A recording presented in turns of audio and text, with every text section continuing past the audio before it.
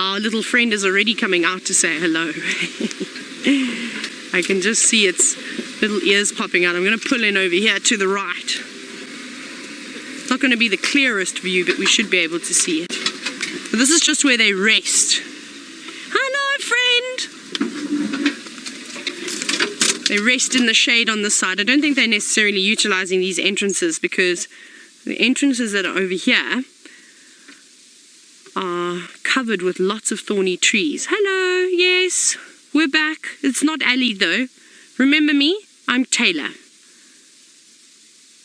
They're such a sweet little hyena. So curious. Where's your playmate? I haven't seen your little friend for quite some time. I'm sure the younger hyena cub is still around. You see what happens when you are that age and you're so much younger. When mom gets back, you'll have a suckle and your belly will be so full. There's an adult hyena, you can see a leg, so you know that the adults are here.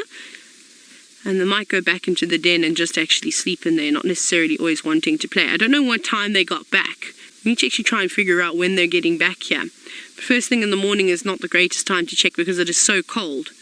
So you can see this little one hasn't got as much energy as what it has had over the past few days, but your belly looks nice and full. So that's good. You're going back now.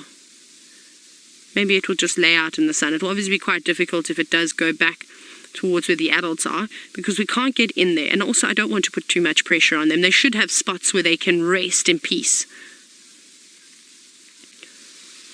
Hunter, you're wondering how many cubs can a hyena have? Typically not more than 2. And then often normally only one survives. Sometimes both cubs will survive, but it's really not more than that. You see there is this little spot where we can't get to. But like I said, it's just because it's shady. And you'll find that they'll move as the sun moves, because then the shade, then it changes a bit. I'm just thinking now, because we can't see them at all. So I know if we maybe go all the way around again and park at the front entrance, we may be able to just see around that corner and just see a tip of the ear, because everyone's resting at the moment. Let's try that. But I love that little hyena. Every time it hears the cars, ooh, it comes out to greet us, to come and say hello. Maybe I can see a gap up top. It's obviously no, that's obviously not the way that I came. I need to try and figure out how I can't. Oh, that way. Let's go all the way. You just have to bear with me, because that's a sickle bush. I need to do a little bit of maneuvering. It's not the easiest here. I have to concentrate so I don't break the car.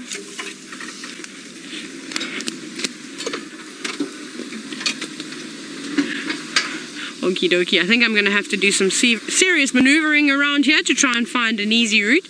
Ali has arrived at another dam. I wonder which birds will be wading around in the water. We've managed to get a little bit of a better spot. Our little friend over here is still around and keeps coming up to the car every now and then. And I could hear some lions roaring too. It sounds like it's coming from the Manuleti side, somewhere around there. It's not particularly close. It was very faint. It was actually the hyena that alerted me, because this little one was right at the car and then it stopped and looked and listened. And then I thought, oh, wonder what you're listening at.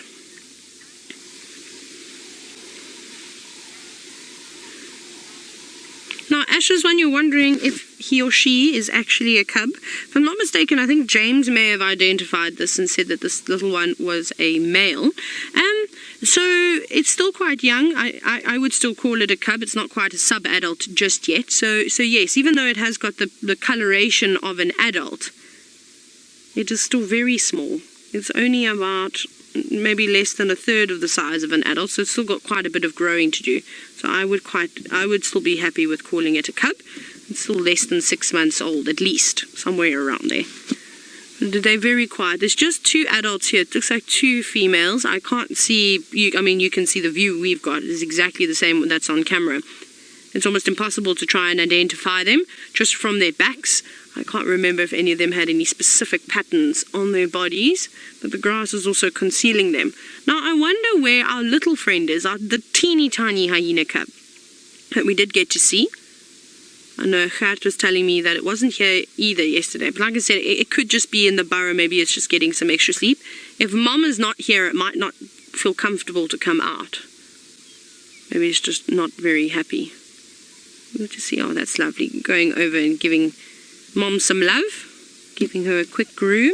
Isn't that nice? So even hyenas can be affectionate. Even though they've always been portrayed as the bad guys in all the movies, they're not too bad. I'm going to lick you some more.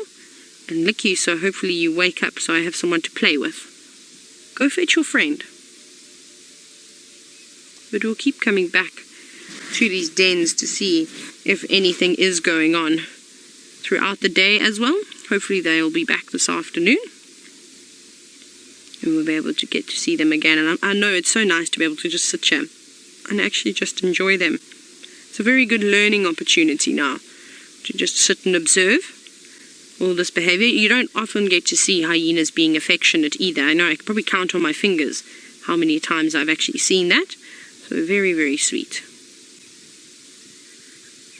Where are you going now? Going to the next hyena? I'm going to see what you're doing. No, you're also sleeping. The little one is probably very frustrated that everybody is fast asleep. But while you were resting up and probably sleeping through the night, Mom was out scavenging.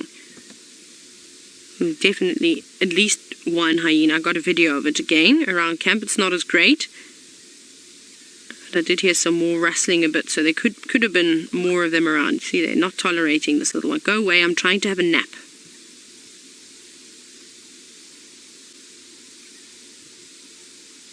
You can hear how quiet it is around the den too. Not too much noise is going on.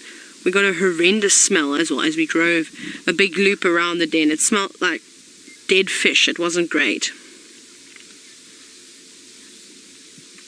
Now, Marcel, you're wondering if hyenas' tongues are as rough as cats. I'm not sure. Maybe not, because obviously a cat's tongue needs to be quite rough because they will lick and lick and lick away at an animal's coat and actually remove the hair like that. Whereas hyenas don't seem to do that. They pull. They'll actually tear open the carcass and then eat around, and they often just eat all the skin with the hair on. They don't seem to mind it too much. So it's actually quite interesting. So I'm not sure. I don't think so. Just from what I said, I think maybe it wouldn't be as rough. I mean, you've felt the difference between when your cat licks your hand versus when your dog licks your hand. And your dog definitely does have a softer tongue. So I'm going to say, no, I don't think that their tongues are as rough. They don't use them in the same way. Yes, they're using them to still groom their coats, but you don't need much. What are you doing? You see it's smelling and biting. I wonder if it's got something stuck on its fur that this youngster just seems to think that is quite appetizing, an unusual scent, an unusual smell. You're going to come back to us? Are you going to come and lick my feet now? I love this little guy. It is so precious. And just the whole world is his oyster, really. He's just like, I can do whatever I want. I can come to the car. I can go back into the burrow. There we go. Depositing an anal secretion. Can we see anything on that grass? Can we see where the secretion is? Because I keep telling you I want to find some anal pastings for you to get a closer look. Let's see if it does it again. We can see which one it uses. Now, as they paste, I'm glad he's doing it this way and not turning his rump towards us, because it's not necessarily the prettiest thing. Oh, we might see it now. Let's see. Yep, we're going to get a rear end view here. I don't think it's quite learned how to do it just yet. It's obviously seen the adults doing it, and it needs a bit of time to practice and perfect it. Penny, you said that the hyena cub is probably bored. You're quite right. Look at it. It's walking around. It's investigating. It doesn't really know what to do with itself at the moment. And it's a tough life for the youngsters. I mean, you know what it's like to have your children. You've got to constantly keep them entertained, whether it's with toys or, just getting them to play outside, or you physically having to entertain them. You can see that the adults here are not interested at all. They've had a busy night. They're tired. They want to use this time to relax. So the little one has to find other ways to try and entertain itself, and it will. It'll go about its day playing with things. It might chew on a stick. I just wish it had its little friend out, because then they would be able to, well, keep each other company and play around.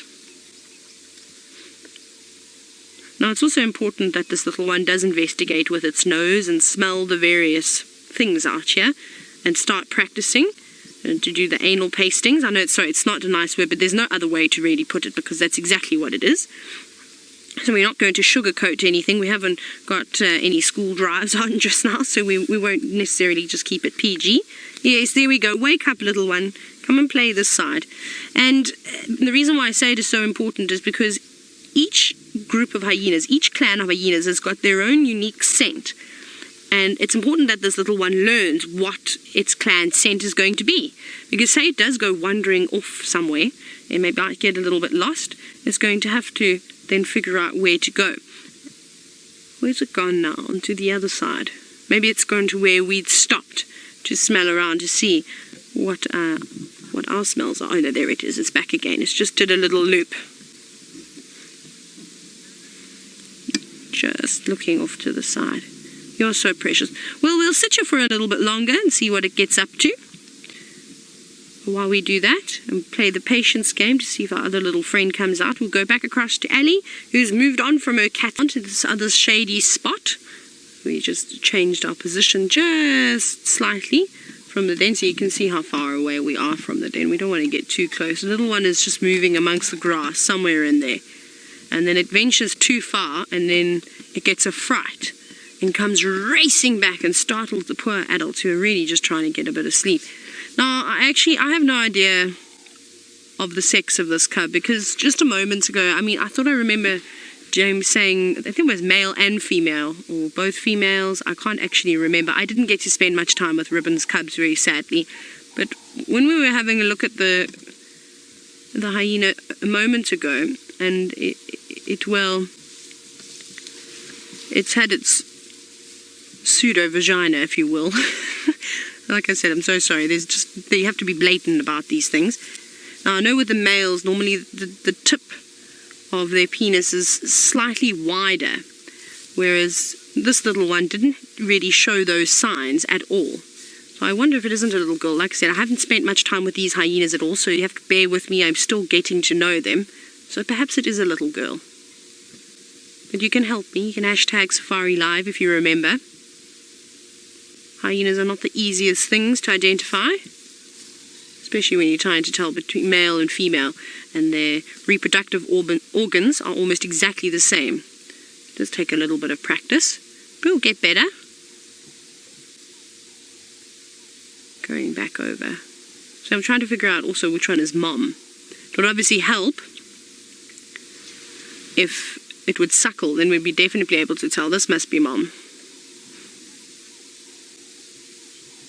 Nikki, you're wondering how prone are hyena cubs to wandering off? I haven't seen them go too far, but we just experienced it now. This little one probably went about maybe 80 meters or so away from the den site, which is quite a distance away. The adults couldn't see it anymore. And then it made a little distress call, and it came racing back, and the adults jumped up very quickly to see what the problem was, what was causing this little one to get a fright. So they can, like any young animal, they are curious. They've been told that they need to stay around this spot, but do they ever listen like children? No. They do what they want, and the further and further that they do wander away, they're going to find themselves in trouble. Now imagine as these adults are leaving the den, and that youngster is getting to the age now where it's going to want to start following the adults. It might do that. It might run after the adults even though it's been told to stay put. Then it needs to try and find its way back, and that's why it is so important that it learns its clan scent, because if that does happen, it can find its way back to the den. It's just like when you go out to the shops and you leave the gate open, your dog tries to follow you. It's a similar thing. They sort of get to a point and they go, "Wow, I've gone too far. Where my owners are, let me try and get back home." And it's almost similar to that. So we see it with leopard cubs, we see it with lion cubs. They all start to wander. We definitely saw it with Hosana and Shongile. They used to disappear and go about on their own adventures quite often. So it's not uncommon with young animals, really, unless you are something like an antelope. And I've seen that they seem to be very well trained, because whenever an inyala goes off or a bushbuck goes off and their mom says stay put in the thicket, because they often hide their little ones out of sight. And I've seen the same thing with waterbuck. They don't move. They just stay there. Here comes the little one's coming back out. It's actually going to another entrance. And this is the entrance that's covered up by a shrub. No, it's just sitting in the shade. just underneath all of those leaves. You can see it's quite difficult. So that entrance is quite protected, but it's also quite a big hole going in there. So there's 3 different entrances that I think that they are using. The one with the fallen tree seems to be the most used one. That's where we keep seeing the cubs coming in and out. That one might just be a good resting spot. And then, of course, there's that massive entrance right at the front of the hole, the first one that you see. But I don't think that they're going to get up to too much more. I think this little cub has obviously had a good suckle, had a good feed, belly's full, and is going to have a siesta and join in with the rest of the hyenas. I would just love to see that other younger cub. But we'll have to be patient. We were very lucky to see it the first day that we found the active den. But that's wonderful. I think we're actually going to head off now. I think we've sat with these hyenas for a bit of time now.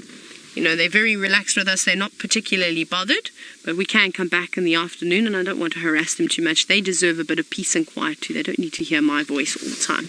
So thank you very much, hyenas, for showing yourself. Megan, any word on this cub? If it is male or female, has anyone confirmed that? Sorry, just want to quickly find out. Now, I missed the entire process of Ribbon's cubs growing up. Yeah, you see, this is a tough one.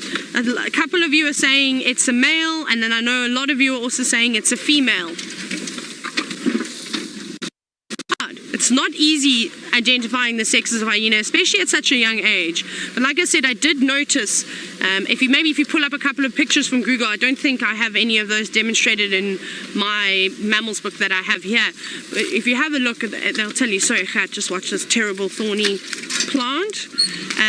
Go and have a look. Like I said, the tip of the penis of a male is typically a lot more broad, almost angular, if you will. Whereas with the females, the pseudo vagina. What is the pseudo? I'm going mental. I keep swapping everything around. The pseudo penis is just sort of very long, but not broad, if you will. Anyways, we're going to leave these guys. We'll let them rest. We'll come back again this afternoon. Maybe Ali will come and spend a bit of time with them. We're going to send you to Ali. She's almost at quarantine. Maybe she'll find some crowned lapwings.